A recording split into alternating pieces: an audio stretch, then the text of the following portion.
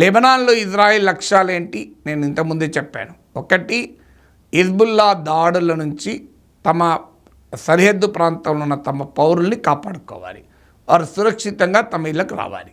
అది రావాలంటే హిజ్బుల్లా దాడులు ఆగాలి. కానీ హిజ్బుల్లా దాడులు ఆగడం లేదు. ఈవెన్ హసన్ నస్రుల్లా చనిపోయాక కూడా హిజ్బుల్లా దాడులు చేస్తుంది.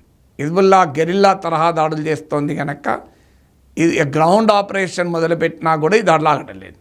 హిజ్బుల్లా ఏమంటోంది, గాజాలో కాల్పుల విరమణ పాటిస్తేనే మేము దాడులు ఆపుతామని హిజ్బుల్లా చెప్తుంది. కాల్పుల విరమణ పాటించడానికి ఇజ్రాయెల్ రెడీగా లేదు.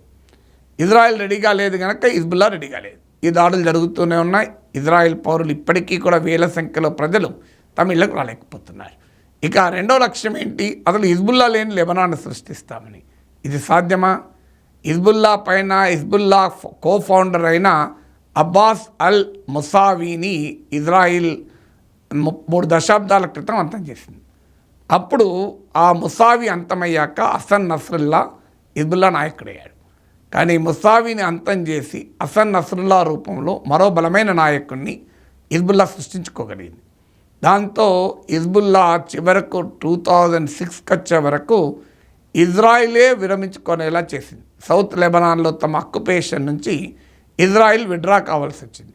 మరి ఏడాదిగా హమస్ని ఏమీ చేయలేకపోతుంటే, 20 ఏళ్ళుగా హమస్ని ఏమీ చేయలేకపోతుంటే హిజ్బుల్లాను ఏమీ చేయగలిగిందా? ఇప్పటి వరకు హిస్టరీలో ఏం చేయగలిగింది? ముసావిని చంపినా ఏమీ చేయలేకపోయింది.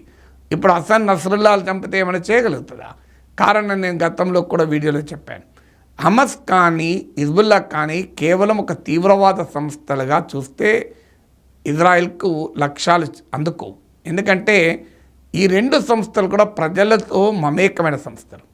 ఇప్పుడు హమస్ పాలస్తీన్ గాజాలోని ప్రజలతో కలిసిపోయింది, అక్కడ ఎలక్టెడ్ గవర్నమెంట్ నడిపింది. హిజ్బుల్లా ఒక రాజకీయ పార్టీ. లెబనాన్ పార్లమెంట్లో హిజ్బుల్లా రిప్రజెంటేటివ్స్ ఉన్నారు, లెబనాన్ గవర్నమెంట్లో హిజ్బుల్లా రిప్రజెంటేటివ్స్ ఉన్నారు. గ్రౌండ్ పైన స్కూళ్ళు, హాస్పిటల్స్ హిజ్బుల్లా నడుపుతుంది. మళ్ళీ మిలిటరీ వింగ్ కూడా ఉంది. అంటే ప్రజలతో కలిసిపోయిన ఈ 2 సంస్థల్ని ఇజ్రాయిల్ యుద్ధము ద్వారా ఓడించలేదు.